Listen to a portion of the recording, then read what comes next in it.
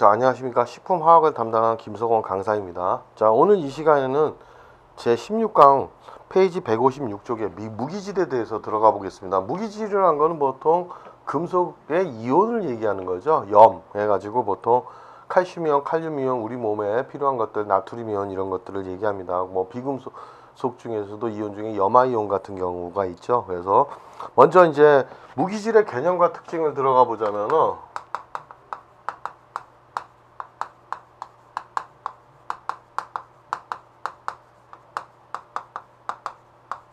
자, 여기를 한번 살펴봅시다. 첫 번째 우리는 뭐라고 되어 있습니까? 자, 여기 나와 있는 것 중에서 생체 내 원소들 중에서 자, 탄소, 그러니까 유기화합물 요거 빼야 되죠. 주로 유기화합물 하면 탄소, 수소, 산소, 질소를 제외한 것이죠. 탄소, 수소, 산소, 질소는 보통 지방과 단백질, 그 다음에 탄수화물, 유기물을 구성하는 것이고, 요것을 제외한 나머지 원소들을 얘기합니다. 칼슘이나 나트륨, 마그네슘 등을 얘기하죠. 그 다음에 그런 것들 예로서는 뭐 칼슘, 나트륨, 마그네슘, 칼륨, 그 다음에 염소 뭐 이런 것들이 있습니다. 그 다음 분자 구조의 탄소를 하면 뭐 구리도 있죠, 여러분. 철분도 있고. 분자 구조의 탄소로 함유하는 물질을 유기물, 자, 분자 구조에서 탄소로 함유하는 물질을 유기물이고 함유하지 않는 물질을 무기물이라고 한다 했을 때 탄소로 함유하지 않는 물질 이렇게 보셔도 되겠습니다. 그래서 거기 밑줄을 치시고 무기질의 정의를 개념을 좀 아셔야 됩니다, 여러분. 그래서 반드시 이제 유기물질인 탄소, 수소, 산소, 질소를 제외한 나머지 원소를 얘기하는데, 탄소를 함유하지 않는 물질을 유기물, 함유하지 않은 물질을 무기물, 함유한 물질을 유기물이라고 합니다. 2번에 보시면은 지방 이외의 식품을 회화시켰을 때, 회화가 뭐냐면은 유기물질을 완전 연소시켰을 때 재가 남는 것이죠. 완전히 연소시키면 이산화탄소와 물도 생성되지만은 재가 남죠. 재로 남는 이 조작을 우리는 회화라고 합니다. 이렇게 연소시켜서 재로 남겼을 경우 재로 남는 물질, 연소시켰을 경우 재로 남는 물질이다. 이렇게 보시면 되겠죠. 그 다음에 자, 3번 봅시다. 분자 구조에 탄소를 함유하지 않으므로 에너지원이 되지 못하고 생물체의 구성 성분으로는 중요하다. 에너지원은 아닙니다. 그래서 우리가 탄소를 함유하지 않기 때문에 보통 이런 에너지원은 산화환원 작용에 의해서 에너지를 만들어내야 되죠. 에너지원이 아니다. 그리고 그 다음에 생체 구성 성분으로서는 중요하죠. 생물체 구성 성분, 생리작용이 가능하게 합니다.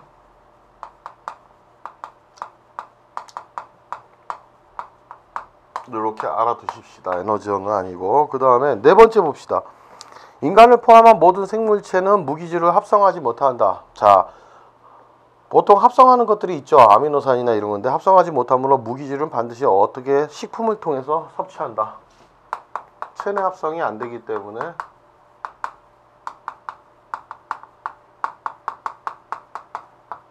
식품을 통해서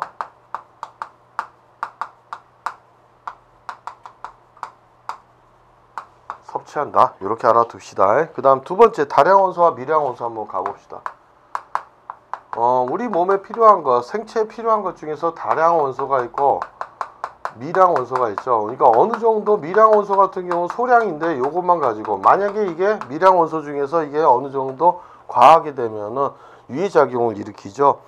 자, 다량원소를 보자면 어떤 것들이 다량원소인지 우리는 아셔야 됩니다, 여러분. 그래서 다량원소를 봤을 때는 여기 나와 있죠. 1일 권장량이 몇 미리그램 이하다, 100mg 이상인 무기질이다. 그래서 1일 권장량이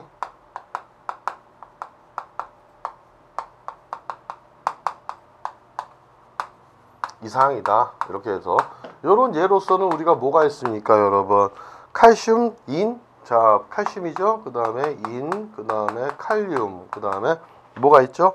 자, 황이 있고 나트륨, 마그네슘, 염소가 있죠. 황, 그 다음에 나트륨, 마그네슘, 염소가 있습니다. 이런 것들은 어느 정도 다량이 필요하다는 것. 그 다음에 미량 원소에 해당하는 거 아주 소량만으로도 가능한 것이죠. 자, 미량 원소의 정의는 어떻게 나왔습니까? 1일 권장량이 100mg 이하죠. 그래서 1일 권장량이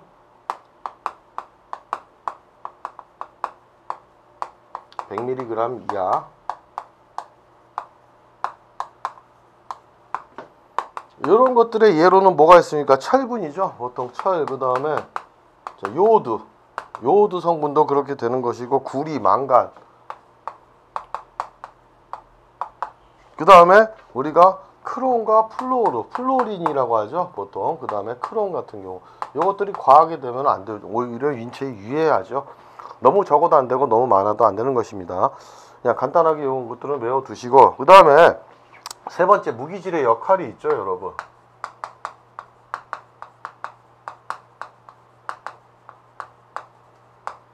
이거 체크합시다 반드시. 자, 무기질은 체액에서 녹아 이온의 형태로 존재하고 산과 알칼리를 형성한다 나와있죠.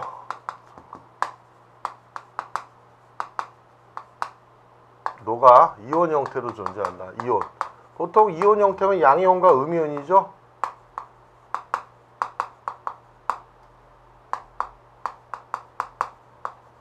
그럼 보통 여기서 칼륨이나 칼륨, 나트륨, 마그네슘 같은 철, 그 다음에 구리, 망간, 크롬 같은 경우는 금속으로서 이것들은 양이온을 띠죠. 주로 금속 원소는 전자를 이뤄서 양이온을 형성하고, 이렇게 황이나 염소, 그 다음에 인, 요드, 그 다음에 플로린 이런 것들은 비금속으로서 주로 전자를 얻어가지고 음이온을 형성합니다. 그래서 여기 나와 있죠. 그래서 이온의 형태로 존재하고 그 다음에 산과 알칼리를 형성한다.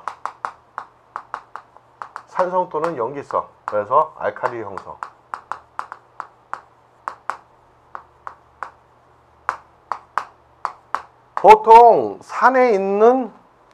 보통 산이라면은 수소이온을 제외한 비금속 이온을 얘기하죠. 이렇게 음이온들을 얘기합니다. 주로 음이온이 존재하게 되면, 비금속 원소로서 음이온이 존재하면은 산기해 가지고 보통 산 형성하지만, 알칼리 같은 경우는 주로 수산화이온 외에 금속 이온이죠. 양이온인 것들. 주로. 그러니까는 주로 양이온인 것이 주로 알칼리를 형성하고, 음이온인 것이 이제 산을 형성하게 돼 있습니다. 그 다음에 여기 나와 있죠. 2번에 나와 있습니다 여러분. 그래서 요걸 한번 보시면서 가볼게요.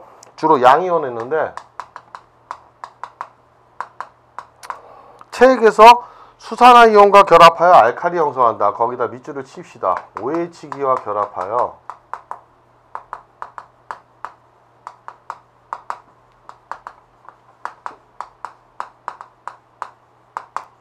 염기성을 형성하는 거죠. 그런 예로서는 주로 양이온인데, 이런 양이온은 누가 있습니까?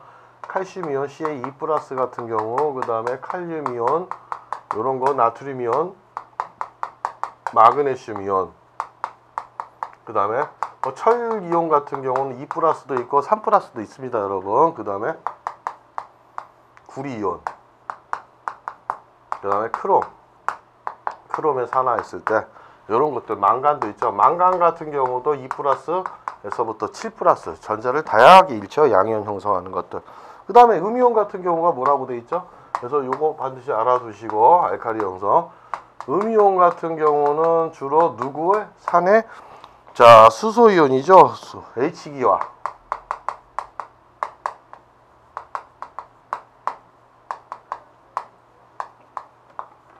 산성을 형성한다. 산을 형성하죠.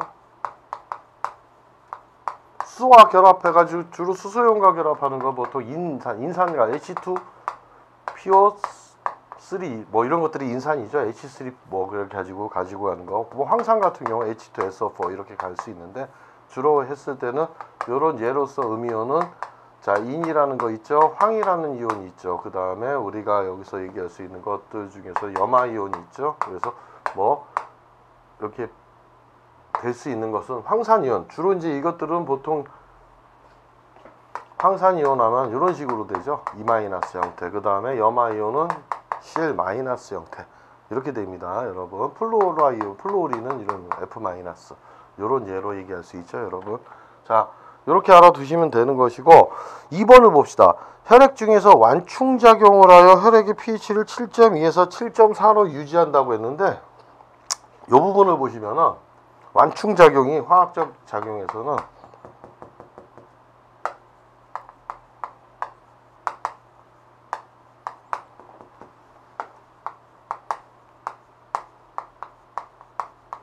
완충작용을 잘 모르실 수 있죠 보통. 그래서 완충작용을 하기 때문에 이걸 이따가 얘기하겠습니다. pH는 보통 7.2에서 7.4 그러면 얼마입니까? 7.2에서 7.4면 혈액이 약염기성이죠. 약알칼리라고 봐야 됩니다. 약알칼리성.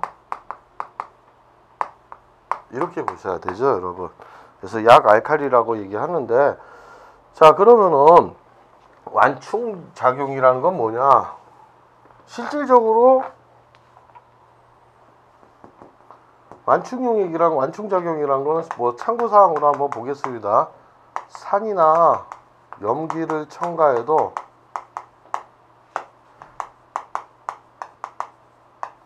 pH 변화가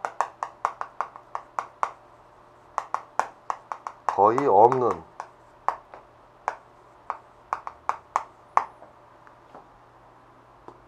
작용이죠. 용액이라고 봐도 됩니다. 완충 용액 하면은, 그러니까는 여기다 이렇게 써보겠습니다. 완충 용액인데,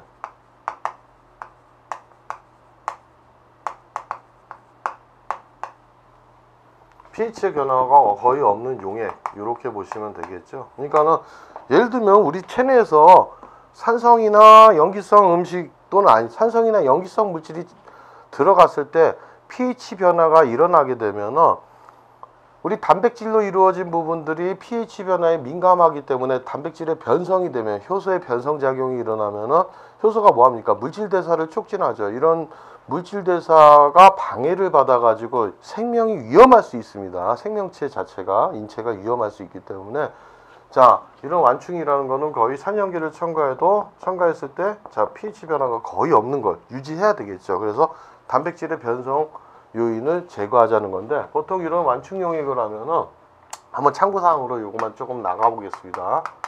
어떤 역할이냐면은 완충용액 하면은 약산의 음이온과 약산하고 약산의 음이온이죠. 요것이 포함된 거 아니면은 약염기 하고 약염기에 양이온이 있어야 됩니다, 여러분. 뭐 안 적으셔도 됩니다, 그냥 완충용액. 그리고 예로서는 자,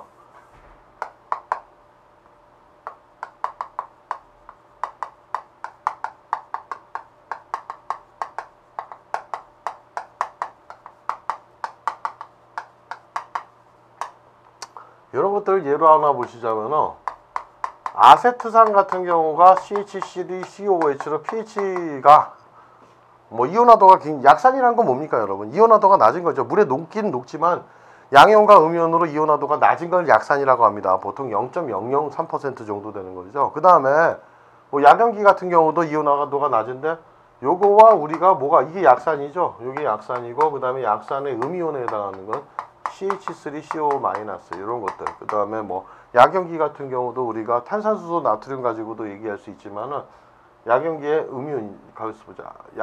약염기와 약염기의 양이온 맞죠? 이렇게 되는데 여러분 그것 중에서도 우리 혈액을 구성하는 것 중에는 요런 게 있죠. 자, 탄산수소 나트륨하고 탄산수소 음이온 여기 있습니다. 여기 하나 보시면은 우리 혈액을 구성하는 물질 중에서는 탄산수소 나트륨 NaHCO3죠. 뭐 보통 이게 약산인데 여기 약산이지만 약염기 음이온 하면 HCO3 마이너스죠. 이런 것들이 있고 약염기 같은 경우는 그 다음에 약염기의 양이온. 화투를 배우셨다면 화학2 과정을 배우셨다면 이런 것들 다 아시겠지만 예로서는 뭐 암모늄 이온이다 이런 것들이 있고 암모늄 수산화 암모늄 해도 되죠. 그 다음에 약염기의 양이온이면 암모늄 이온들 이렇게 되어 있습니다. 여러분 간단하게 여기서 하나를 보시자면은 뭐냐면은 요 예를 한번 들어볼게요. 자, 아세트산이라는 게 있는데 CH3CO-COH 자 이렇게 되면은 이게 이온화되죠. 물에 녹으면은 물에 들어가면 이온화되는데 CH3CO- 수소이온으로 이온화되는데 여러분 요것의 이온화도는 실질적으로 어떻게 됩니까? 요거는 물에 녹았지만 이온화 안 된 게 굉장히 많죠. 이온화된 거 요거는 적습니다. 요게 적습니다, 여러분. 이럴 때 여기서 한번 찾아본다면은 이것이죠. 이때 이제 이 용액에 산을 첨가하면 어떻게 됩니까? 산을 첨가하면 수소이온이 많으니까 우리는 이게 가역 반응이라고 해서 정반응과 역반응이 일어날 수 있습니다. 그러니까는 어느 정도 아세트산이 물에 녹으면서 아세트산 이온과 수소이온 나눠지고 또다시 이것들이 자 이런 평형 상태에 있을 때 수소이온을 첨가하면 이게 많으니까 농도가 높아지면 자 역반응 이게 역반응이고 이게 정반응이죠. 그죠? 그러면 거의 평형 상태라는 건 정반응 속도와 역반응 속도가 똑같을 때입니다. 근데 수소이온이 첨가되면 어떻게 됩니까? 역반응 속도가 빨라지니까 이게 이제 역으로 진행이 되거든요. 그렇게 돼야 되지만 요게 아세트산 이온 그러려면은 수소이온과 아세트산 이온이 지금 결합해서 아세트산이 돼야 되는데 수소이온 농도가 높아졌으니까 얘 양이 적죠. 얘 양이 적기 때문에 역반응 진행이 어렵습니다.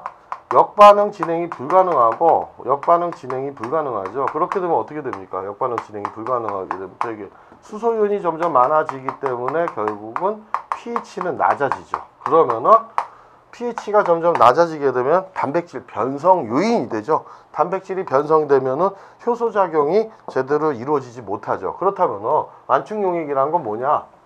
여기에 일반적으로 아세트산 나트륨 같은 경우는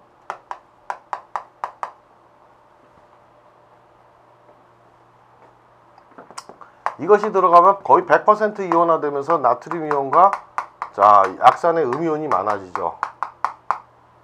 자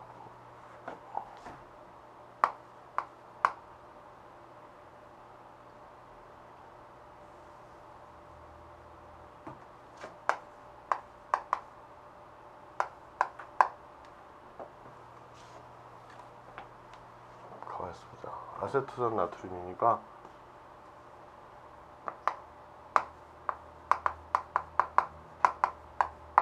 그래서 이거죠. 아세트산 나트륨 했을 때인데 자 이렇게 됐을 때 이것이 이온화되면은 지금 어떻게 됩니까 여러분? 이것이 많아지죠. 약산에 있는 요 자체가 많아지니까 수소이온을 첨가했을 때 산을 첨가했을 때도 어떻게 됩니까?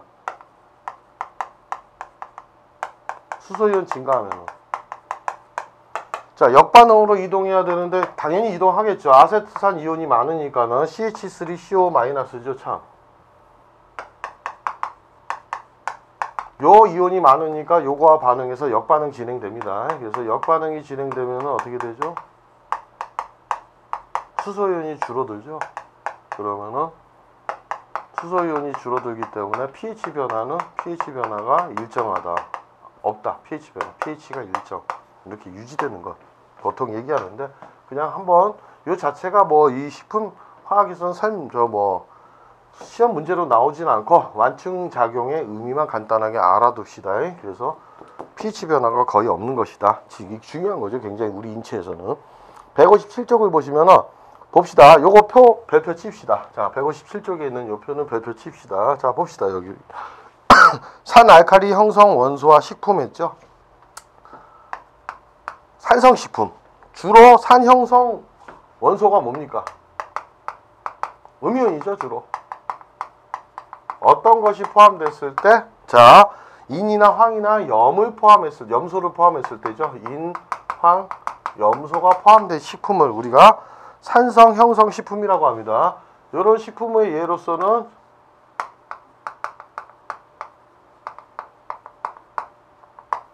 주로 육류죠. 이렇게 산으로 됐을 때, 자, 육류 뭐라고 되어 있습니까? 고기, 생선, 가금, 달걀, 모든 곡류. 가금은 새죠, 보통. 조류. 그 다음에 달걀, 그 다음에 이런 것들을 산성식품이라고 합니다. 외우셔야 됩니다. 그 다음에 곡류도 여기에 해당하죠. 쌀이나 이런 것들이 자 산성 형성 식품이죠. 연기를 그어봅시다. 주로 연기에는 어떤 이온이 포함되어 있다 했죠? 양이온이죠. 그래서 알칼리 형성 원소는 뭡니까?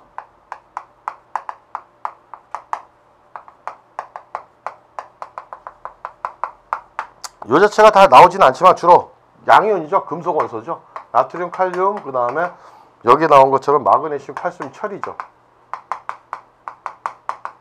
이런 것들인데 주로 이 염기성 형성 식품은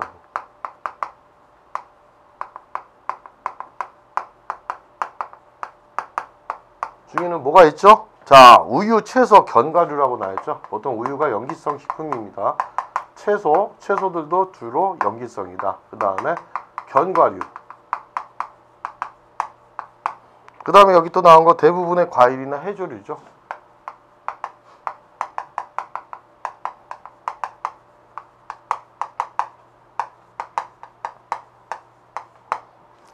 되게 이제 우리가 사는 대부분 신맛이 나는 거, 주스 같은 경우 뭐 오렌지, 그 다음에 이런 것들은 그리고 염기성은 쓴맛이 난다고 하는데 그런 것들을 볼 게 아니고 전체적으로 신맛 나는 건 전부 산성이다 이러면 안 되겠죠, 여러분. 뒤에서 되게 이제 이렇게 보시면 되겠습니다. 근데 이제 이렇게 보셨을 때 과일이다 이런 것들도 알칼리 형성 식품이다 이렇게 해서 양이온, 금속에 양이온이 포함된 것들이 염기성, 그 다음에 비금속에 음이온이 포함된 것들을 산성이라고 얘기합니다. 그래서 그 종류는 다 외웁시다, 여러분. 자, 157쪽에 3번을 봅시다. 자, 그러니까 제목 중에서 우리가 이제 보셔야 되는데, 자, 지금 무기질의 역할이 지우겠습니다, 이제. 다시 한번 세 번째 무기질의 역할을 가보자면은 전체적으로 얘네들의 역할을 보면은 뭡니까? 첫 번째가 산 알칼리 형성 배웠죠?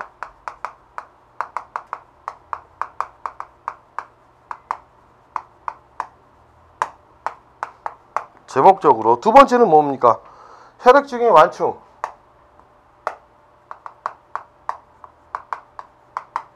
pH 변화가 없게끔. 그래서 pH를 항상 얼마로 7.2에서 7.4로 유지한다. 외부에서 산성이나 염기성 물질이 들어와도 그렇게 됩니다. 세 번째 갑시다, 여러분. 이런 제목들 다 중요합니다, 여러분. 그 다음에 체내 삼투압 조절 및 근육과 신경의 흥분 조절이라고 나왔죠. 체내 삼투압을 조절한다.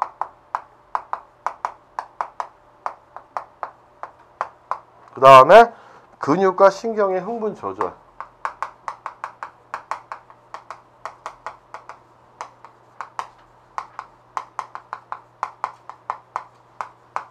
자, 조절입니다, 여러분. 삼투압이 뭔지는 알죠? 반투막을 사이에 두고 반드시 우리가 어떤 역할을 한다고 했습니까? 저농도 용액이 있고, 이 반투막은 고농도 용액이 있다면은, 이 반투막은 입자가 큰 것들은 통과 못 시키고 입자가 작은 물이나 이런 용매 분자만 통과시키죠. 반드시 여기서 저농도에 있는 물이 용매 분자가 되게 물이라고 볼 수 있죠. 용매 분자가 통과해서 나중에 어떻게 됩니까? 농도가 균일해지죠. 여기 농도는 낮아지고 여기 농도는 높아지는 것이죠, 여러분. 이런 걸 삼투현상이라 합니다.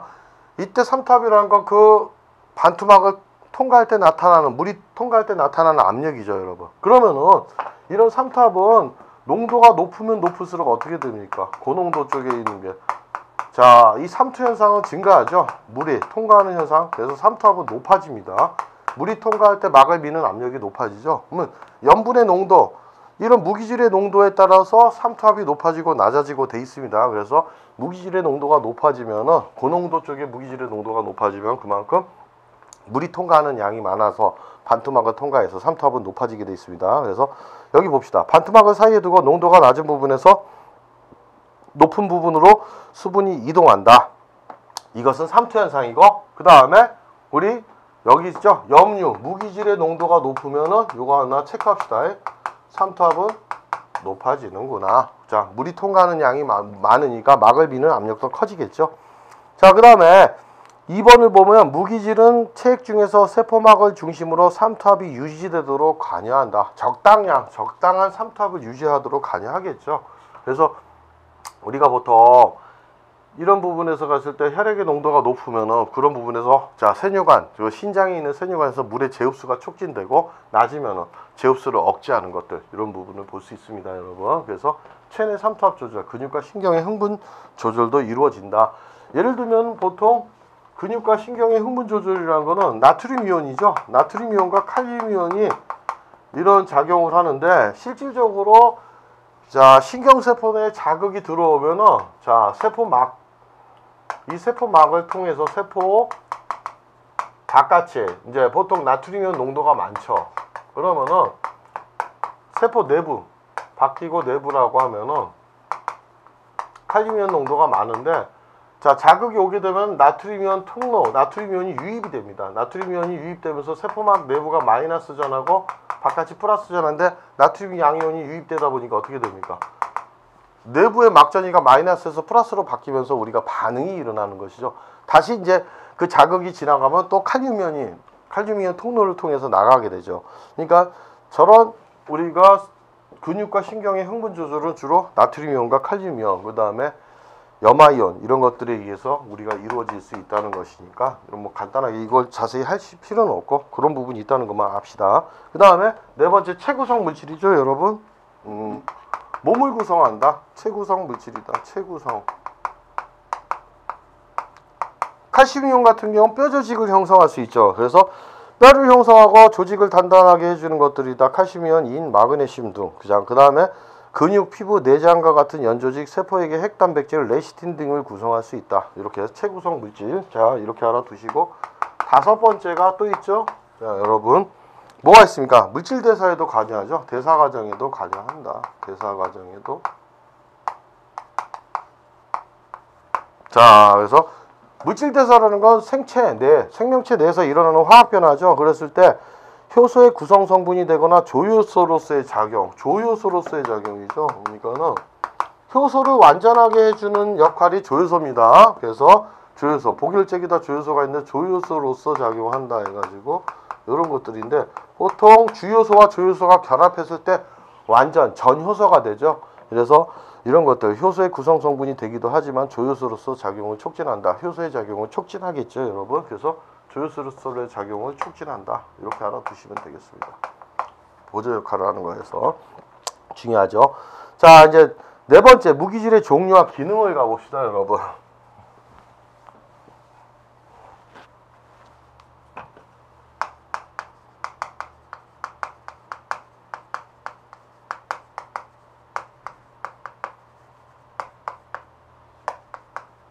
무기질의 종류와 기능을 가면 첫 번째 이제 우리가 배웠죠. 다량 무기질. 다량 무기질 중에서도 우리가 많이 함유되어 있는 거 100mg, 일일 권장량이 100mg 이상이죠. 자, 칼슘을 한번 배워보겠습니다. 칼슘. 대표적으로 우리가 보통 칼슘은 뼈 구성 물질이라는 건 알죠, 여러분. 자, 효소를 활성화시키고 신경 흥분을 억제한다. 효소 활성화, 그 다음에 이런 것들 외우셔야 됩니다. 효소를 활성화시키고 신경 흥분을 억제한다. 이것들이. 여러분, 칼슘 이온 자체가, 자, 만약에 신경 흥분이 계속 촉진이 된다면은 이런 거는 계속 경직이 되죠, 근육에. 그러니까 자극이 들어오면 근육이 수축을 하게 돼 있습니다. 자극이 오게 되면은. 그런데 이런 신경 흥분이 계속 촉진되게 되면은 뭐 보통 이제 이런 것들 향정시성 의약품이라고 해서 마약을 했을 때는 신경 뉴런과 뉴런 사이에 그 신경 전달 물질이 계속 촉진이 되면서 계속 자극이 계속 가해지는 상태죠. 그렇게 되고 거꾸로 이제 우울증 같은 경우는 신경 흥분이 느려지는 상태죠. 억제되는 상태를 얘기하는데 주로 이건 조절을 하죠. 신경 흥분을 억제시키는 역할을 한다. 그러면 그만큼 또 신경 흥분을 촉진시키는 역할을 하는 이온이 따로 있으니까는 칼슘의 역할은 그런 거고, 또 하나는 근수축에 관여한다. 근수축에 관여한다. 칼슘이. 보통 우리가 이제 근수축의 단위를 보면 액틴이라는 부분이 있고, 단백질 중에서 뭐 이렇게 있죠. 그러니까는 요걸 보시자면은 액틴이라는 단백질이 있고 미오신이라는 부분이 있는데, 이런 식으로 해서 이런 걸 근절이라고 하는데, 이렇게 액틴 사이를, 그럼 근육이 수축할 때는 보통 이 액틴과 미오신이라는 단백질이 있으면 칼슘 이온이 나왔을 때 액틴이 미오신의 두부를 끌어서 이게 근육이 수축하게 되어 있습니다. 그래서 함께 들어가는 부분인데, 이때 근수축에 관여하는 게 칼슘 이온입니다. 그래서 칼슘 이온 같은 경우가 유입되면 미오신이 액틴 사이로 끌려 들어가면서 근절이 수축이 되죠. 보통 그런 거고, 디귿 봅시다. 세포 내에서 칼슘 농도가 정상보다 높아지면 근육에 강직이 발생한다. 많아지면 근수축이 증가하는 것이죠. 강직, 수축되는 것을 얘기합니다. 이완이 아닙니다, 여러분. 그 다음에 니을을 봅시다. 니을 체크합시다. 그러니까 여기서 우리가 보시자면 기억하셔야 되고, 니은도 아셔야 되고, 이렇게 디귿은 넘어가셔도 되고, 니을을 봅시다, 여러분. 칼슘 이온은 출혈 시 혈소판에서 트롬보플라스틴을 방출하여 혈액 응고를 촉진시킨다. 칼슘 이온이 혈액응고를 촉진하기도 하는구나. 혈액응고 촉진. 보통 뭐 참고사항으로 보자면 혈액응고 과정은 자 혈소판이죠. 혈소판이 공기 중에 노출되면 산소에 노출되면 트롬보플라스틴 뭐 이렇게 나와 있는데 보통 이거죠. 트롬보키나제. 이런 키나제 효소가 바로 프로트롬빈을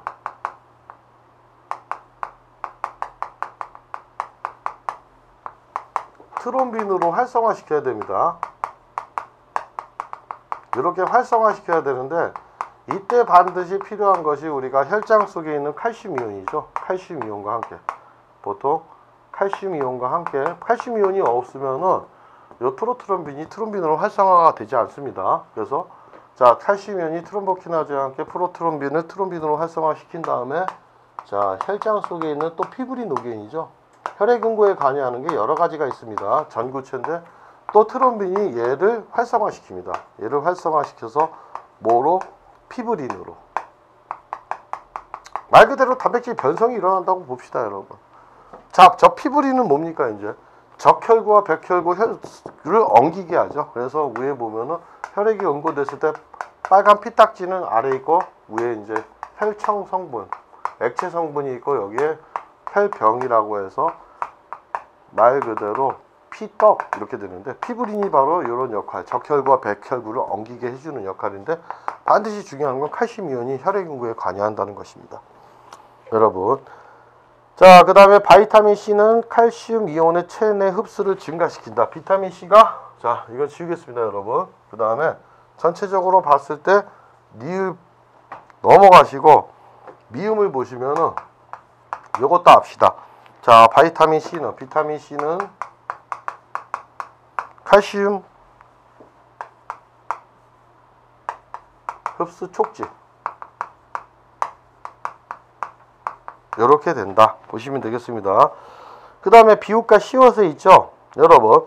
곡류, 콩류에 함유된 피틴산은 칼슘의 흡수를 방해한다. 밑줄을 치십시오. 그 다음에 시금치에 함유된 옥살릭산은 옥살릭 에이시드라고 하죠. 보통 수산은 존재하여 칼슘 흡수를 저해한다. 칼슘 흡수를 저해하는 건 피틴산과 자 그래서 우리가 피틴산과 요건 어디 있다? 콩류, 곡류에 있죠.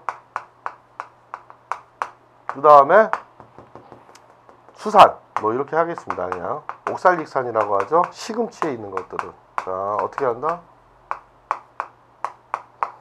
칼슘 흡수를 저해.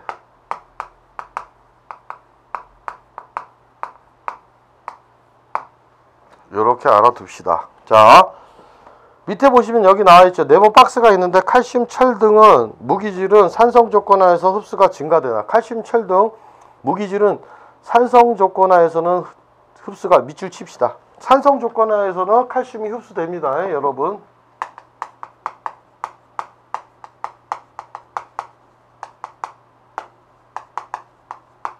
칼슘이나 철 흡수는 증가한다. 근데 어디서? 피틴산 예외가 있죠. 수산에서는 보통 칼슘 흡수가 억제된다. 인산 여기에 이제 인산 같은 경우도 들어갑니다. 그래서 곡류, 수산 있지만 인산 같은 경우도 예외적으로 인산이나 피틴산, 수산에서는 칼슘 흡수가 저해되는 것이나 이런 부분 시험에 나올 수 있습니다. 이럴 때는 어렵죠. 그래서 여기까지 우리가 외우셔야 됩니다. 그 다음 봅시다. 이응을 보시면 주로 이제 제일 처음에 칼슘 이런 것들이 제일 많이 나오죠. 이온에 필요한 것인데 그 다음에 이응을 보시면 뭐가 되어 있습니까, 여러분? 자, 나와 있는 부분을 보시면 식품 중 칼슘과 인의 비율이 1대1일 때 여기 밑줄 칩시다. 중요하죠. 이것도 중요한데 식품 중에 칼슘과 인의 비율이 1대1일 때 가장 흡수율이 높다는 것이죠. 그래서 흡수율이 가장 높다. 보통 이렇게 보시면 되겠습니다. 보통 성인의 경우입니다. 1대1일 때 칼슘의 흡수율이 높다. 근데 영아인 경우는 칼슘과 인의 비율이 2대1이어야 되죠. 2대1. 그래서 우리가 보통 어릴 때 이제 칼슘 성분이 무조건 칼슘을 먹는다고 이게 칼슘 이온이 되지는 않습니다. 흡수가 되지는 않죠, 여러분. 그냥 나머지는 뭐 배설물로 다 빠져나오게 되고, 그래서 이제 주로 이제 이런 인이 많은 게 김이죠. 그 다음에 멸치에 이제 칼슘이 많으니까, 그래서 칼슘과 김을 이렇게 배합해서 먹을 때 칼슘 흡수율이 높죠. 어린 아이들한테 그렇게 해도 되고, 또는 우유와 주스를 가지고 섞어서 마셔도 되는데 먹기가 좀 힘들죠. 그래서 그런 부분이 있습니다. 그래서 칼슘과 인의 비율, 그래서 해산물, 주로 이제 인 같은 경우는 해산물에 있으니까는, 자, 칼슘이 많은 멸치와 김을 같이 해서 먹었을 때가 이제 칼슘 흡수가 높습니다. 자, 지읒을 보시면 여기 나와 있죠. 우유, 치즈, 어류, 멸치에 다량 함유되어 있다. 보통 뼈나 이런 데 있죠. 그 다음에 치읓을 봅시다. 뭐 여러분 칼슘이 많이 포함된 거는 안 써도 되겠죠. 당연히 아셔야 되고, 우유 같은 경우 뭐 여기 나와 있는 지읒도 중요하니까 다 체크합시다. 우유, 그 다음에 치즈, 뭐 멸치, 어류 뭐 이런 것들 있다는 걸 쭉 아시니까 넘어갈 거고, 결핍증이죠. 보통 이제 결핍증이라고 했을 때 구루병이 있습니다, 여러분. 칼슘이 부족하면 구루병. 그러니까 골연화죠. 쉽게 얘기하면은 우리가 바이타민 D가 결핍됐을 때도 일어나지만 골연화증, 그러니까 머리나 이런 가슴, 그 다음에 팔다리가 거의 뼈의 변성과 성장 장애가 오는 거죠. 뼈의 변형과 성장 장애가 오는 거를 우리가 구루병이라고 얘기합니다. 그래서 뭐 구루병 있을 때 이런 거고, 골연화증, 그죠? 뼛속에 칼슘이 부족하니까 골연화증, 이런 것들이 올 수 있고, 혈액 응고에 지장을 줄 수 있다. 그러니까 보통 이런 거죠. 그렇게 해서 알아둡시다, 여러분. 우선은 이 다량 무기질에서는 시험에 가장 잘 출제될 수 있는 거는 칼슘 쪽이니까 반드시 외우셔야 됩니다. 이렇게 칼슘 쪽의 무기질 성분으로는. 자, 그 다음에 이제 두 번째 다량 원소로서 우리가 뭐가 필요합니까, 여러분? 인이죠, 인. 인을 봅시다. 자, 기억 뭐라고 되어 있습니까? 다 체크합시다, 여러분. 골격 치아 RNA, DNA 구성 성분이다. 자, 인이 골격 형성도 하죠, 보통. 그 다음에 골격 치아, 그 다음에 핵산 구성 성분이죠. 중요하죠. 핵산 구성 성분이다. RNA, DNA를 우리는 충 일명 핵산이라고 합니다. 구성 성분 아셔야 됩니다, 여러분. 그 다음에 체내에서 완충작용도 하죠. 체액의 완충용에 완충작용 얘기했죠, 여러분. 그래서 완충작용을 하고, 니은을 보시면 뭐라고 나와 있습니까? 거의 모든 세포에 골고루 함유돼서 모든 세포에 골고루 함유됐다. 그래서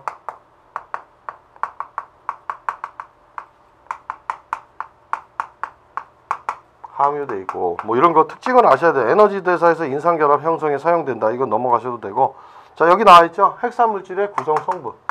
자, 디귿에 나와 있습니다. 핵산의 구성 성분. 그 다음에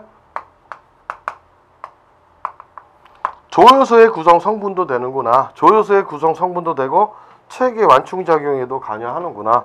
다 알아둡시다, 여러분. 그 다음에 미음에 나와 있죠. 우유나 유제품 난황. 난황이 뭡니까? 계란 노른자죠. 난황, 곡류, 두류에도 함유되어 있다. 이런 것들 다 아셔야 됩니다, 여러분. 그 다음에 비읍의 결핍시죠. 골연화증. 그 다음에 구루병. 그 다음에 성장부진을 초래한다. 그 다음에 시옷에 나와 있죠. 요거 특징. 이 시옷이 중요하니까 시옷에 체크합시다, 여러분. 반드시 시옷이 중요한데, 칼슘의 섭취량과 평형을 유지하도록 칼슘과 인의 비율이 얼마? 아까 했죠? 1대1. 자, 요거. 영화의 경우, 어린 영화의 경우 2대1이다. 중요하니까 체크합시다, 시험 문제. 그 다음에 여기 나와 있죠? 아까도 비슷한 것들이 계속 있는데, 곡류, 콩류에 많다. 그 다음에 우유, 달걀, 고기 등에도 함유되어 있다. 아셔야 됩니다, 여러분.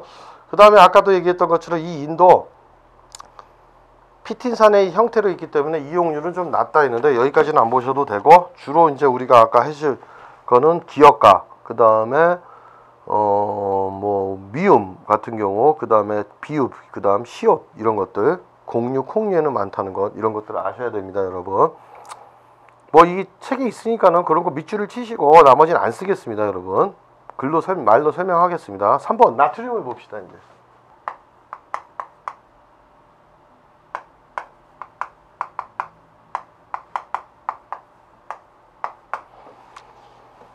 세포 외에 3탑을 조절한다. 세포 바깥에 존재하죠. 그래서 3탑 조절이다 해서 우리가 여기서 알아둬야 될 것은 3탑 조절.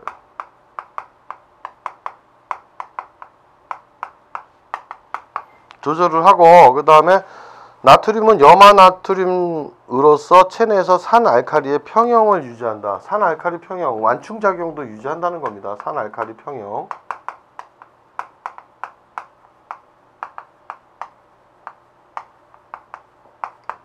지성분도 되고. 자, 비읍 있죠. 칼슘과 함께 신경 흥분, 신경을 자극하고 근육에 전달해준다. 신경 자극이죠. 신경 흥분. 흥분 역할. 그 다음에 오히려 기량작용이죠. 칼슘 같은 경우는 신경 흥분을 억제시키지만은 얘는 신경 흥분을 촉진한다고 봐야 됩니다. 서로 반대되는 작용으로 적당한 걸 유지하죠. 그래서 신경 흥분 촉진. 이렇게 보시면 되겠습니다. 그 미음에도 나와있죠. 니을에도 나와있죠. 정상적인 근육의 흥분성, 과민성을 유지시킨다. 그러니까는 이때 이제 우리가 이런 걸 뭐냐면 칼슘 같은 경우는 신경 흥분을 억제하고 나트륨 같은 경우 신경 흥분을 촉진하기 때문에 이렇게 서로 반대되는 작용을 우리는 기량작용입니다. 이렇게 서로 하나는 촉진하고 하나는 억제시키면 적당량이 유지가 되죠. 이런 걸 기량작용이라고 얘기합니다. 보통. 그 다음에 결핍시 뭐라고 되어 있습니까? 소화불량, 식욕감퇴, 위산결핍이 나온다. 결핍시. 자, 결핍시 우리도 이거 한번 살펴봅시다. 결핍증이죠. 결핍시 이런 거 보시고 그 다음에 여기 나와 있죠. 비읍을 봅시다. 칼륨의 섭취량이 많아지면 산알칼리 평형을 위해서 NaCl 소유량도 많아지게 된다. 그러니까 보통 세포 바깥에는 나트륨 이온이 많고 안에 내부에는 칼륨 이온 양이 많다 보니까는 칼륨 이온 섭취량이 자꾸 많아지면 NaCl 소유량 이것도 많아지게 되어 있습니다. 평형을 위해서. 그리고 가공식품, 어패류, 해조류 등에 많이 포함됐다. 보통 우리가 짠맛 나타나는 걸 보면 되겠죠. 가공식품, 어패류, 해조류 등에. 그 다음에 대신에 이제 이런 나트륨 이온의 섭취량이 자꾸 많아지면 어떻게 됩니까? 혈압의 상승 원인도 되죠. 혈압 상승과 정비례 관계도 있다. 밑줄을 치십시오. 그래서 전체적으로 우리 이런 내용들은 다 아시고 가셔야 됩니다. 그래서 그런 역할들이 있으니까는 그것들 반드시 보셔야 되니까 그렇게 밑줄을 치시고 그 다음에 칼륨 같은 경우도 나왔죠. 거의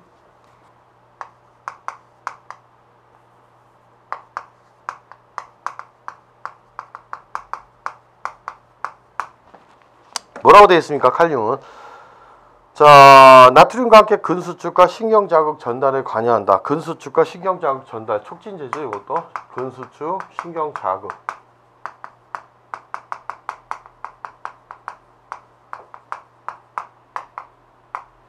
그 다음에 세포 내에 존재한다. 세포 내. 아까 나트륨은 세포 외 쪽에 존재하죠. 세포 외에 존재하지만 세포 내에 존재합니다. 세포 내에. 이거 넘어가도 되겠고 그 다음에 여기서 체내의 완충작용과 세포의 삼투압 조절 그 다음에 식물성 식품의 다량 함유 이렇게 간단하게 밑줄을 칩시다. 여러분 식물성 식품의 다량 함유되어 있다. 그 다음 염소를 봅시다. 염소. 자, 기억 나트륨 이온과 함께 세포 외액의 삼투압을 유지시킨다. 세포 외액의 삼투압 유지 밑줄을 칩시다. 그 다음 니은 염화물로서 체계. 자, 여기 있죠.